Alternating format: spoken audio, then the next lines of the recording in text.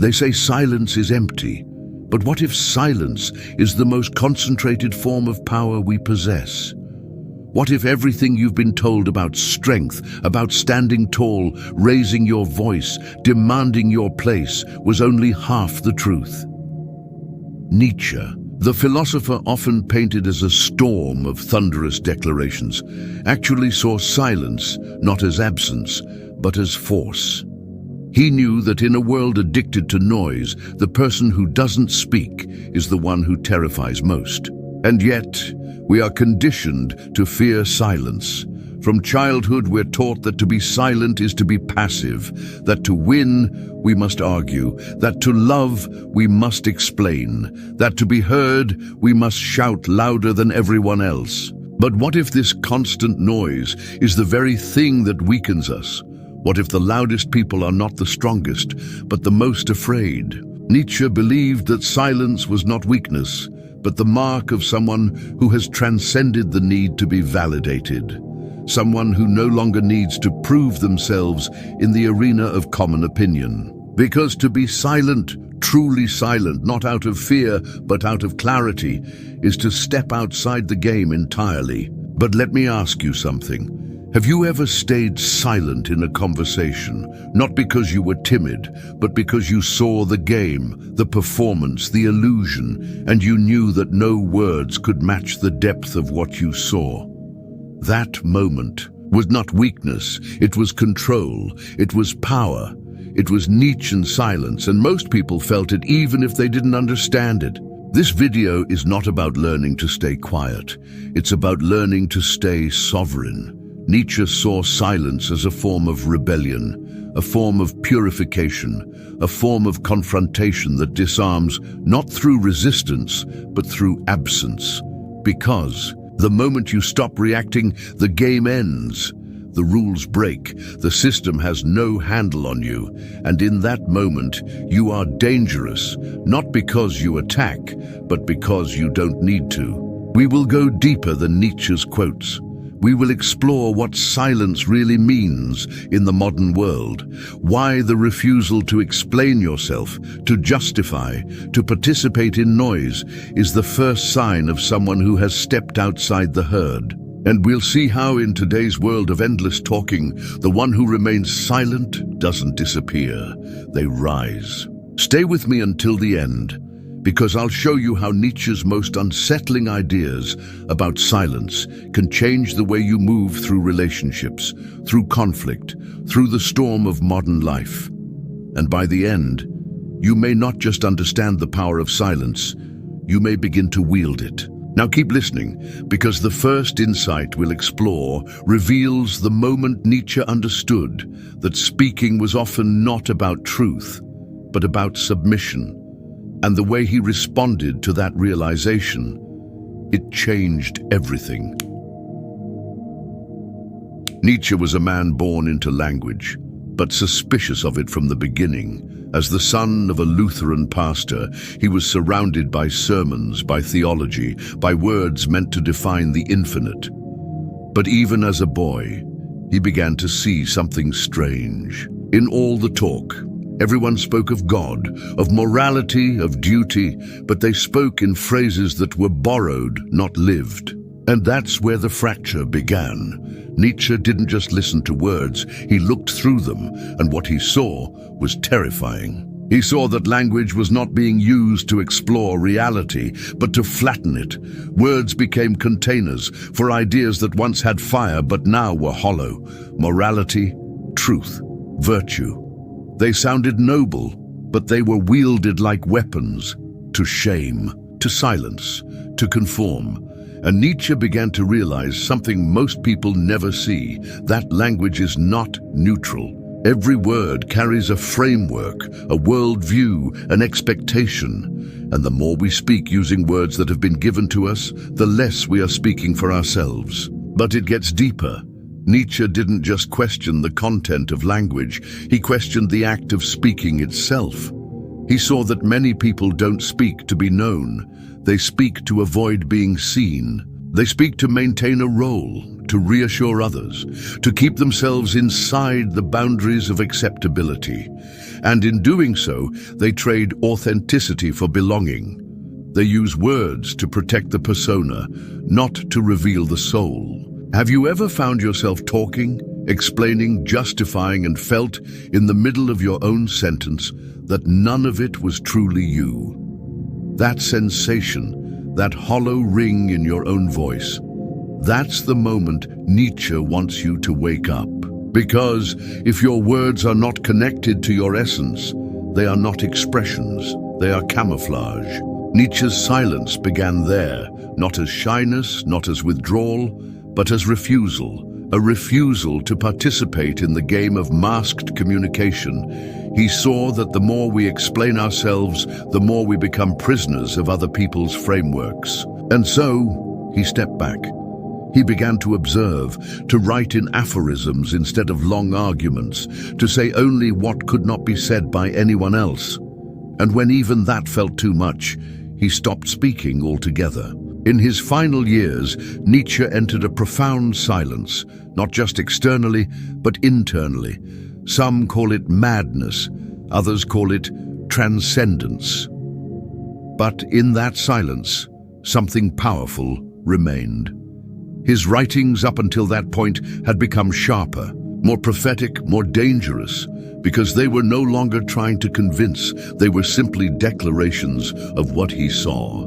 And this is where the power begins, when you stop speaking to be agreed with, when you stop explaining, when you begin to let silence do what words cannot: disturb, reveal, challenge. But listen closely.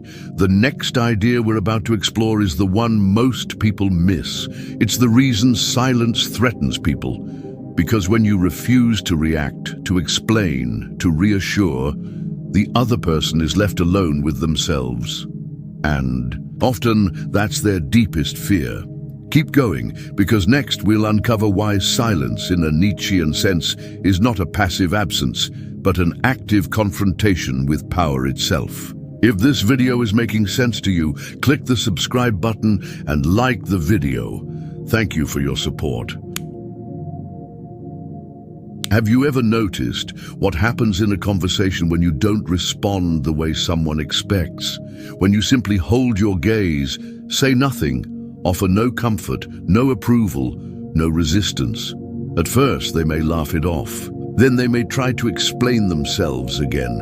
But if your silence continues, something shifts. Their tone changes. They grow agitated, confused, even angry. And yet, you've done nothing. You've just been silent. Why does it unsettle them so deeply? Nietzsche understood why. Silence, in its purest form, does not create a void. It creates a mirror. When you refuse to speak, to validate, to play the role expected of you, the other person is left exposed to themselves. Their motivations, their insecurities, their manipulation tactics. Suddenly they have no place to land, no script to follow. And in that moment, they are forced to confront the truth of their own intentions. That's why silence is not weakness. It is the ultimate power move.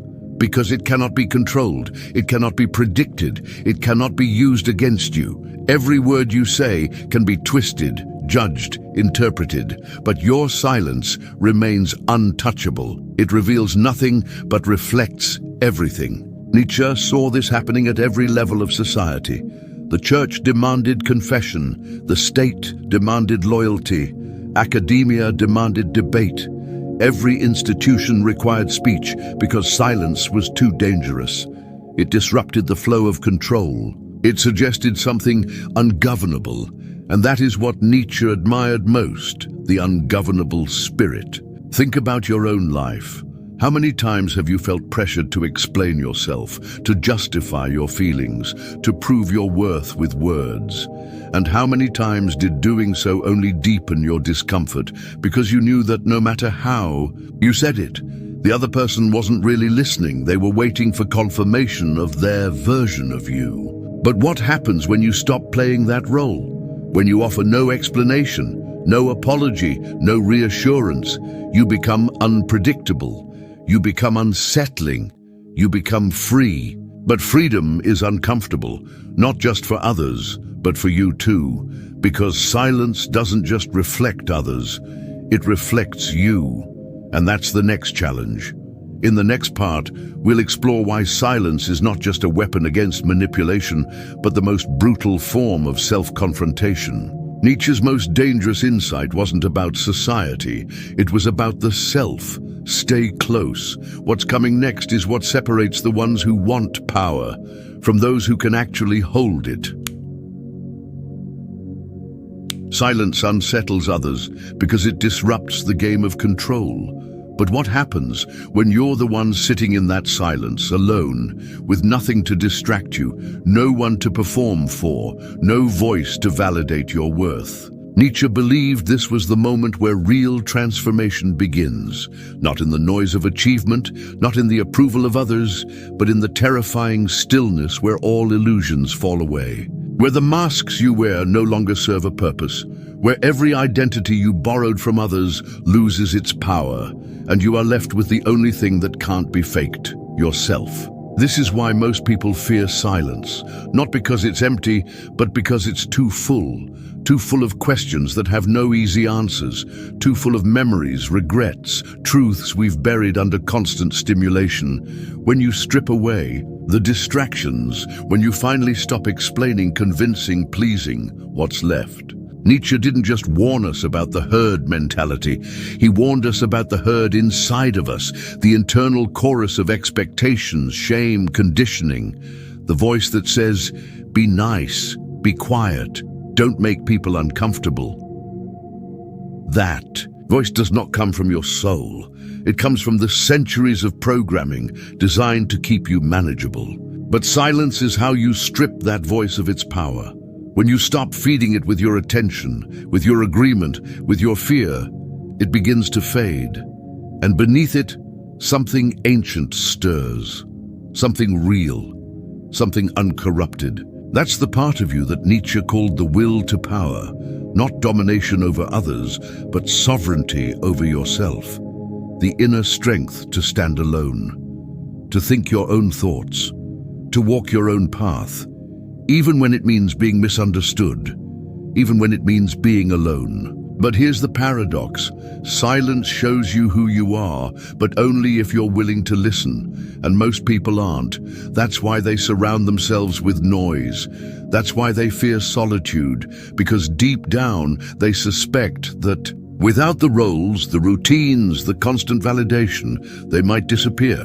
But you won't disappear, you'll emerge, because in silence the ego dies and the true self is born. In the next part, we're going deeper into this transformation. You'll see why Nietzsche believed that those who can endure silence are the only ones truly fit to create, to lead, to become more than human, and why, in a world addicted to noise, your silence might be the loudest rebellion of all. Stay with me. The path ahead is not easy, but it's real. When Nietzsche spoke of the Übermensch, he wasn't describing a tyrant or a conqueror. He was describing a creator, someone who rises above the inherited values of the herd and dares to forge their own. But here's what most people miss. That kind of power cannot be found in noise. It doesn't come from shouting louder than everyone else. It doesn't come from being seen, liked, followed. It comes from silence, and not just any silence, but the kind you earn, the kind you survive. You cannot become a creator if your mind is full of echoes.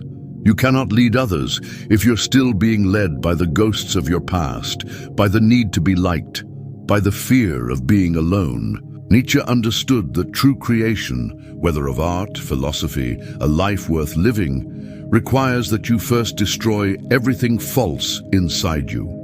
And silence is the furnace where that destruction begins. It's in silence that you begin to question the foundations. Why do I believe what I believe? Who gave me this identity? Who taught me that suffering must always be avoided? Who told me that fitting in is the goal? These aren't questions you can answer while scrolling, while performing, while distracting. They only appear when the noise is gone and the void starts to speak. And what does it say? It says, you were not born to conform. You were not born to carry the values of the dead. You were not born to live a life scripted by others.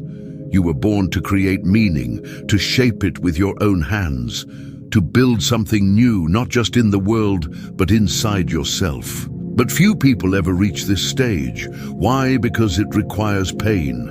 Not physical pain, but existential discomfort. The kind that comes from realizing that no one is coming to save you, that every belief you inherited might be wrong, that freedom isn't something you're given, it's something you bleed for. Silence is the test, the crucible, and those who endure it come out transformed, not bitter, not cynical, but dangerous. Because once you've faced the void and did not run, nothing scares you anymore. Not rejection, not isolation, not even failure. Because you've already walked through the fire of your own mind and survived. This is the silent revolution Nietzsche foresaw. Not a war of weapons, but of souls. A rebellion not against the world, but against the false self you were taught to protect. And when that false self dies, what remains is pure potential. The capacity to shape a new order, not because you want control, but because you finally have it over yourself. In the next part, we'll explore how this silent power turns outward, how it changes the way you speak, act, influence, how silence, when chosen, becomes louder than any scream, and why, in a world drowning in noise, the one who speaks least often speaks last and changes everything. There's a moment that happens in every conversation, every argument, every stage of life where words reach their limit, where explanations fail, where persuasion crumbles, where more talking only weakens your stance. That's when silence becomes lethal, not passive, not timid, strategic, deliberate, chosen. Nietzsche didn't just write about will. He lived it. He believed that the truly powerful individual doesn't need to react to every offense, doesn't need to prove anything, doesn't chase validation. Why? Because they understand that silence is not the absence of force, it is force distilled. It's the refusal to let others shape your emotional state. It's the awareness that the one who stays silent controls the rhythm. Have you ever noticed how those who talk the most often hold the least power? They flood the room with words to compensate for insecurity. They over-explain, overshare, overpromise. But the truly dangerous person, the one who knows who they are, speaks when it matters. And when they do, everyone listens. Because silence has built the weight of their words. This is not about being antisocial or aloof. It's about presence, stillness, a kind of gravity that comes from self-possession, the kind Nietzsche believed was necessary to overcome the herd mentality. Because the herd fears silence. The herd panics in the absence of noise. They assume something is wrong if you're not performing your emotions for them. But Nietzsche knew better. He knew that silence unnerves the unexamined mind. It forces reflection, and reflection is dangerous for those who have something to hide, even from themselves. In fact, the greatest threat to any system of control is not the rebel who shouts, it's the one who walks away, quietly, who does not justify, does not beg, does not explain, who simply refuses to play the game. That is the power of withdrawal, of restraint, of stillness that says, I am not part of this. It's why tyrants fear philosophers, why crowds fear the loner, because silence creates space, and in that space, the truth grows loud. Nietzsche knew this. He lived it, isolated, mocked, dismissed in his time, but never silenced, because even in madness, he never gave the world what it demanded of him, conformity. He gave it silence, and in that silence, he became immortal. In the next part, we'll bring this down to earth. How do you live this power? How do you wield silence not as avoidance, but as action, not as weakness, but as control? And how do you recognize when breaking the silence becomes the most powerful move of all? Stay with me, because this is the turning point.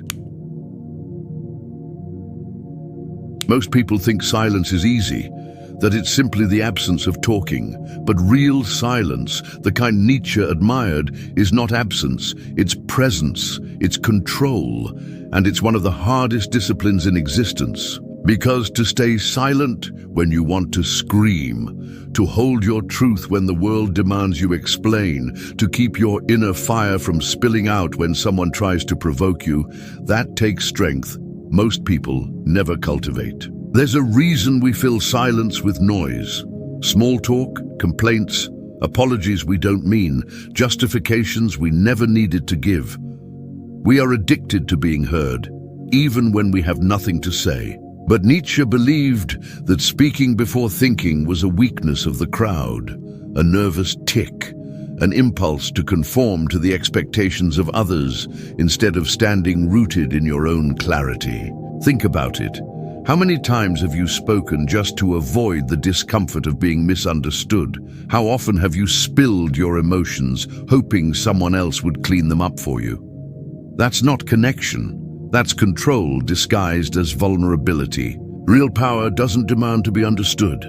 It doesn't chase after validation. It waits. It watches. It speaks only when speaking will actually change something, not just release the pressure building inside.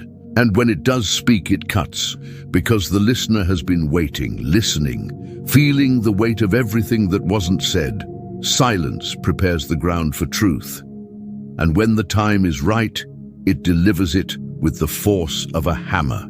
Nietzsche said, "When you look into the abyss looks into you." But most people don't even get close to the abyss because they're too busy talking over it. They drown out the terror of their own thoughts with constant stimulation. But those who sit in that abyss, who learn to be silent in the face of it, become something different. They become unshakable. Because nothing frightens someone who has already met their own darkness in silence and survived. This is where silence transforms from discipline into power, into a weapon, into a presence that reshapes every room it enters. But there's another layer still, because silence isn't always about restraint. Sometimes breaking your silence is the most dangerous thing you can do. And that's what we'll explore in the next part. When to speak and how to speak in a way that turns silence into impact. Stay with me, because this is where your voice, sharpened by stillness, becomes unstoppable. There is a moment, rare and often irreversible, when silence breaks. And when it does, the person who has been silent, truly silent, not passive, but intentionally withheld, changes everything with a single word. This is the kind of moment Nietzsche lived for, because when a person speaks from the depths of silence, their words are not casual. They are revelations. They are not opinions. They are declarations forged in the fire of restraint. You have to understand, a voice forged in silence carries weight that no performance can replicate. The world is used to noise. It's used to people reacting emotionally, impulsively, trying to be heard. But when someone who has been silent chooses to speak, the room stills. People listen, not because they're forced to, but because something about that voice is different. It is focused. It is unafraid. It has nothing to prove. And that makes it terrifying to those who build their power on manipulation and noise. Nietzsche knew this power intimately.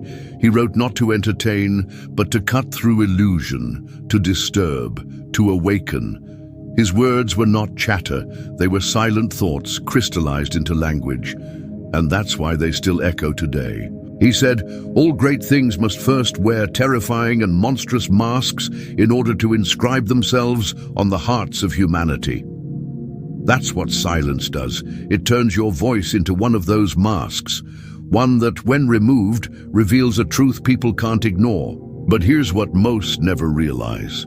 If you want to speak with that kind of force, you have to earn it through solitude, through observation, through the courage to keep your mouth shut when everyone else is speaking. Because when you finally do speak, it has to come from a place that wasn't shaped by their noise. It has to be yours, fully, deeply, and dangerously yours. And this is where everything changes. Because once you've tasted that kind of speech, once you've seen how silence can mold a message that shifts perception, you'll never go back. You'll never speak casually again, and more importantly, you'll never be deceived by those who do. But what happens when your silence becomes too threatening? When your stillness exposes the chaos of others? In the next part, we'll explore why society punishes the silent, why silence makes people uncomfortable, and why that discomfort is exactly the proof that you're on the right path. There is a cost to silence. Not the kind of silence that comes from fear or uncertainty, but the kind Nietzsche admired. The silence that grows from strength, observation, and rebellion. Because the moment you stop reacting the way they expect you to, the moment you start thinking instead of speaking, everything changes. People notice, and not always in the way you'd hope. Society doesn't reward this kind of silence. It punishes it, because silence is difficult to interpret, and people fear what they cannot label. When you're quiet, others start projecting. They wonder what you're thinking, if you're judging them, if you know something they don't. And that fear turns to hostility. You're called arrogant, distant, cold, even dangerous, not because you've done anything, but because you've chosen not to do what they've been conditioned to expect. Nietzsche was no stranger to this exile. He spent much of his life misunderstood, dismissed, even mocked. His ideas were too sharp, too disruptive, too silent in their origin, and too volcanic in their eruption. But he knew the pattern. He knew that society elevates those who entertain, not those who challenge. It promotes those who conform, not those who remain still. Silence isn't just misunderstood, it's threatening. Because it exposes the noise, and most people need that noise to distract them from themselves. But here's the truth. If you're being misunderstood because you've stopped speaking every thought that passes through your mind, if people start to back away because you no longer give them easy access to your emotions, you're not losing control. You're gaining it. Silence is not exile, it's selection. It's the universe filtering out the people who are only there to consume your energy, not understand your depth. And eventually, this silence becomes something else. It transforms, it sharpens your perception, it strengthens your boundaries, it forces you to rely on your own compass. And when the time comes to speak again, you don't speak to please, you speak to move. But that's not all. Because the final evolution of this kind of silence isn't just inner power, it's legacy. In the last part, we'll explore how those who master silence don't just protect themselves from manipulation or chaos. They become unshakable forces of influence, icons of resistance, voices that don't speak often, but when they do, the world shifts. Stay with me. When Nietzsche wrote, he did not whisper. He was silent for long stretches, years even, but when he finally spoke, his words broke like thunder across the mountains of philosophy. His silence was not absence, it was pressure building, waiting. And then it was a rupture, a force that would shatter the illusions of his time and echo long past it. That is the true power of cultivated silence. It is not a lack of voice, it is the forging of a voice that cannot be ignored. And this is where everything changes. When you embrace the kind of silence that Nietzsche modeled, not the silence of fear, but of fierce introspection, you stop chasing recognition, you stop explaining yourself. And when you do speak, you don't speak from insecurity or desperation. You speak from alignment, from clarity, from the terrifying calm of someone who has nothing to prove. And that is when your words gain weight. You become unpredictable, uncontrollable, because you are no longer reacting to every stimulus thrown at you. You're not explaining your worth, justifying your boundaries, or debating with those who cannot meet you where you are. Your silence filters the noise, and what remains is intentional, sharp, and unforgettable. Nietzsche understood this. He wasn't just a philosopher, he was a warning, a prophet of what happens when society suppresses depth and rewards distraction. He knew that the strongest voices often go unheard, not because they are weak, but because they are early, because they say what others are not ready to hear, because they carry the burden of clarity in a world addicted to noise. So ask yourself, have you been using your voice to connect or to distract? Have you been speaking to be seen, or because you have something worth saying? Have you learned to master silence, or are you still afraid of what it might reveal? Because here's the truth. When you learn to sit in silence, truly sit in it, you begin to hear things most people never will. The murmurs of your instincts, the whispers of your real self, the cries of your unlived life. And when you emerge from that silence, you will speak differently. You will walk differently. You will be different. This is what Nietzsche meant when he warned us about the dangerous power of silence. Not that it harms, but that it transforms, that it disrupts the superficial world, breaks the illusions, and demands something deeper, something honest, something terrifyingly free. So now it's your turn. What will you do with your silence? Will you fill it with noise to soothe the anxiety? Or will you sharpen it until it becomes the blade that cuts through the fog of this world? Because the most dangerous voice isn't the loudest. It's the one that waited, watched, and learned, and then, when the time was right, spoke once and changed everything.